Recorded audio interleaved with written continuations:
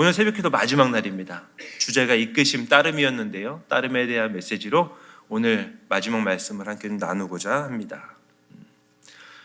태어날 때부터 한 번도 걸어보지 못한 사람이 있습니다. 이 사람에 대해서 3일 동안 나누었는데요. 오늘 처음 온 사람도 있으니까 제가 잠시 말씀을 나누면, 태어날 때부터 한 번도 걷지 못한 사람이 있습니다. 이 사람이 할 수 있는 일이 거의 없습니다. 그래서 사람들은 이 사람을 들쳐업고 들쳐매고 우리로 따지면 예배당 문 앞에 둡니다. 그러면 예배를 드리러 오는 많은 사람들이 이렇게 예배당에 들어가기도 하고, 나갈 때 이 사람에게 불쌍한 마음이 들어서 돈을 줄 수 있겠죠. 모든 사람이 다 주는 건 아니고요. 그 중에서 몇몇 사람이 이 사람에게 돈을 주면 이 사람은 그 돈으로 하루 먹을 것을 사서 먹고, 구입해서 먹고 잠을 자는 것으로 하루를 마무리합니다. 스스로 걸을 수가 없으니까 할 수 있는 일도 거의 없습니다.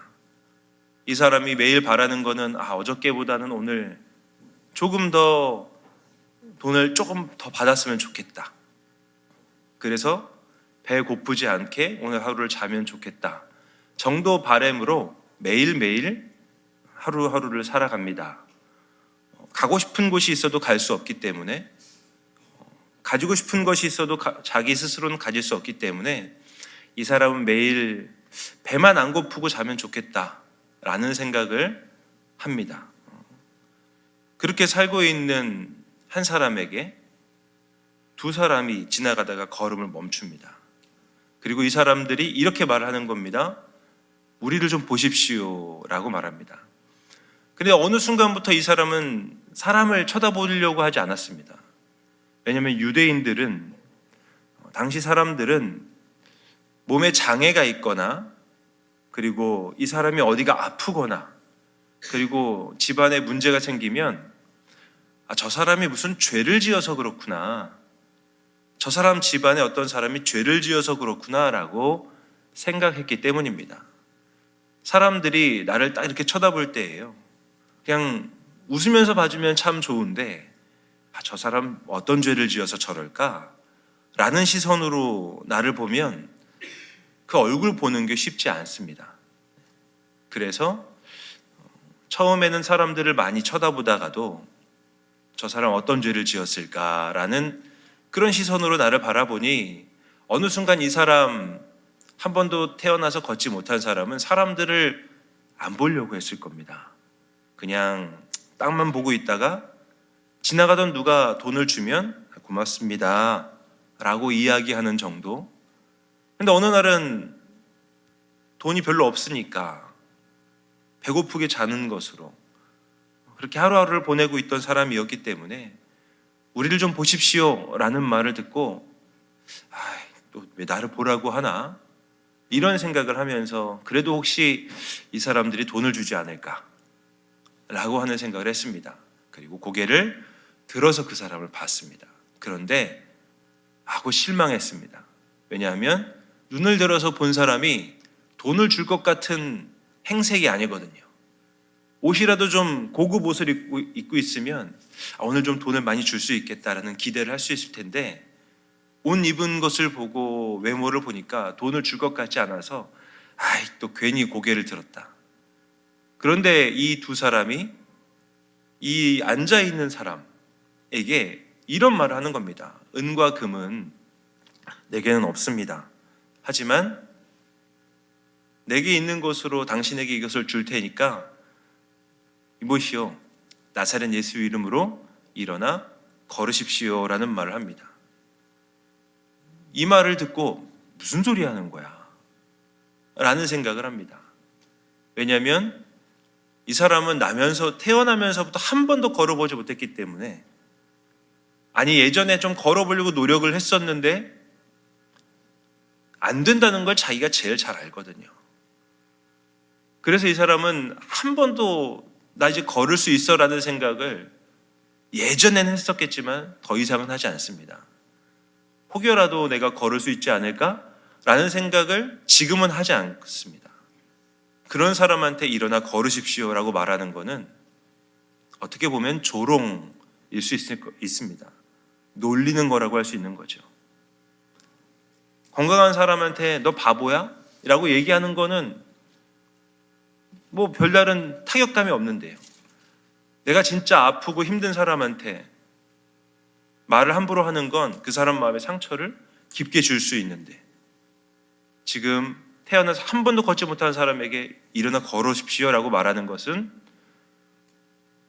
큰 결례가 될 수 있는 말인 거죠.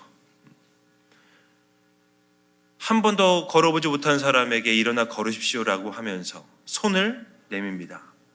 그러면 선택은 두 가지 중에 하나죠. 첫 번째 선택은 뿌리치는 겁니다. 놀립니까? 지금 나를? 지금 나한테 장난하십니까? 이 말에 그 사람이 수많은 시간 동안 노력했던, 아니면 시도해보고 실패했던 그 삶이 담겨 있을 수도 있습니다. 그냥 내가 원하는 거, 오늘 하루 먹을 거 살 수 있을 돈 주기만 하면 되는데 왜 나를 이렇게 비참하게 합니까? 라고 말하면서 내 앞에 이렇게 보여진 손을 뿌리치면 제일 쉽죠. 그리고 그냥 다시 땅 바라보면서 나한테 누가 돈을 주면 좋겠다라고 생각하면서 그냥 하루를 보내면, 그냥 그렇게 하루하루 살면 이 사람은 지금까지 살아온 삶하고 똑같은 인생을 살게 됩니다. 두 번째 선택은요, 그 손을 잡고 다시 한번 일어나 보는 시도를 하는 거죠. 무의미해 보이는 시도. 과연 될까? 꿈도 꾸지 않았던 다른 삶으로의 그 초대에 대한 응답입니다.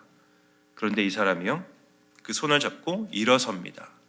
본문 사도행전 3장 7절에서 8절 말씀인데요, 함께 읽도록 하겠습니다. 오른손을 잡아 일으키니 발과 발목이 곧 힘을 얻고 뛰어 서서 걸으며 그들과 함께 성전으로 들어가면서 걷기도 하고 뛰기도 하며 하나님을 찬송하니. 아멘. 의학적으로는 가능하지 않은 상황이 펼쳐진 겁니다. 감히 꿈도 꿀 수 없는 상황. 태어나서 한 번도 걸어보지 못한 사람이 손을 잡고 일으키는데 일어섰답니다. 그리고 거기서 걷기도 하고 뛰기도 했답니다.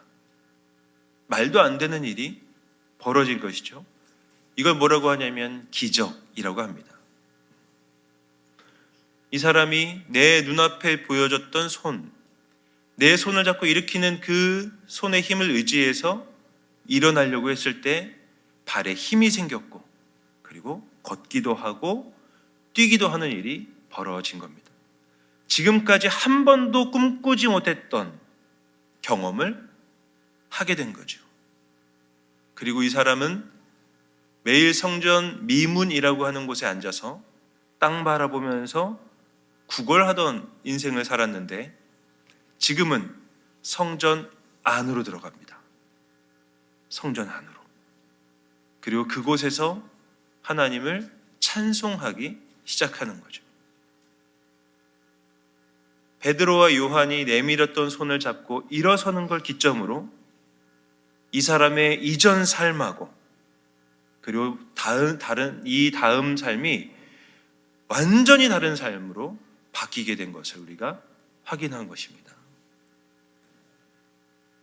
하나님의 부르심에 응답하면 이런 하나님 나라의 기적을 경험하며 살 수 있다.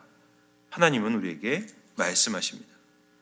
찾아오시는 하나님을 만나고 그 하나님의 음성을 듣고 그리고 주님의 음성에 순종하여서 그 음성을 따라 살겠다라고 결심하고 한 걸음을 내딛기 시작할 때에 꿈꾸지 못했던 삶이 시작되는 것이죠.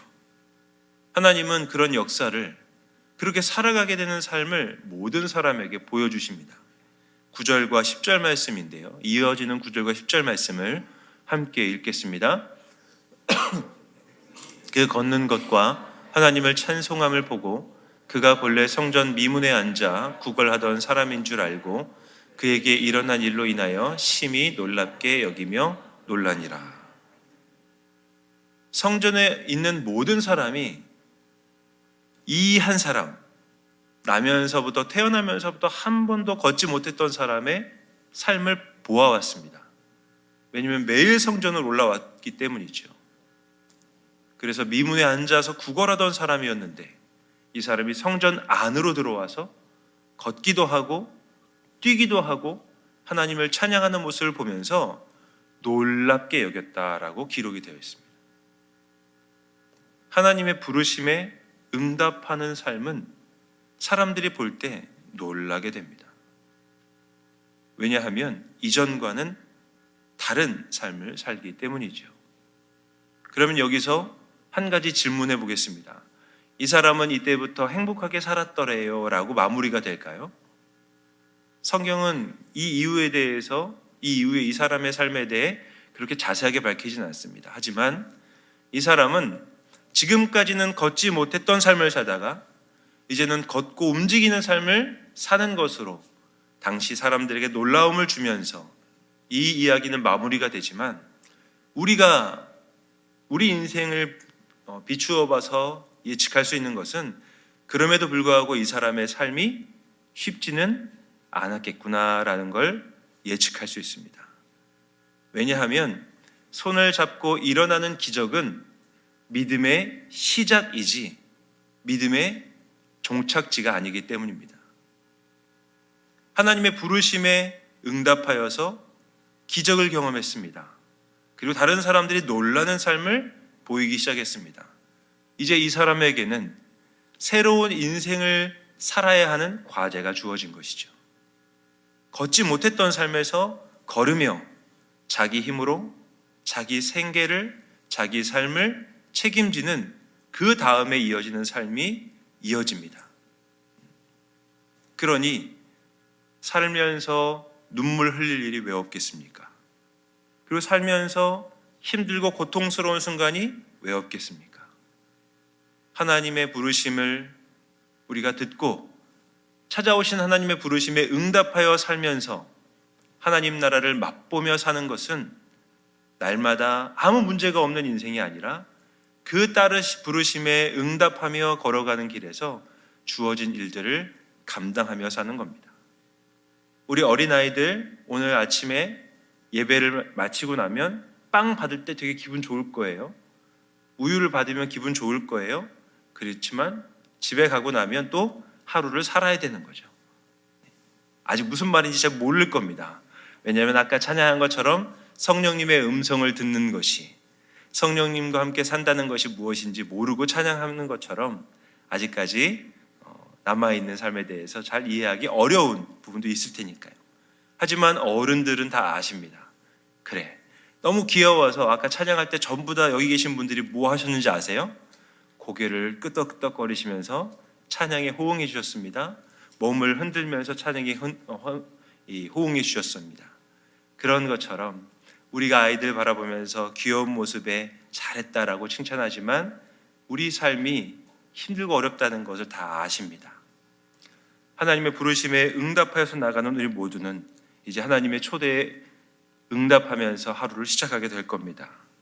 주님의 초대에 응하는 것으로 먼저 하나님이 준비하신 기적과 같은 하나님 나라를 맛보시기를 주님의 이름으로 부탁드립니다.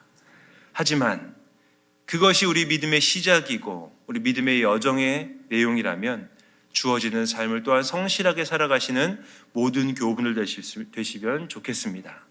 특별 새벽 기도회는 오늘로 마무리를 하지만 남아있는 오늘부터의 삶을 열심히 살아가셔서 우리의 삶에 이루시고자 하는 하나님 나라의 일들을 우리의 말과 행실과 삶으로 보여주시는 모든 교우분들 되시기를 주님의 이름으로 간절히 기원드립니다.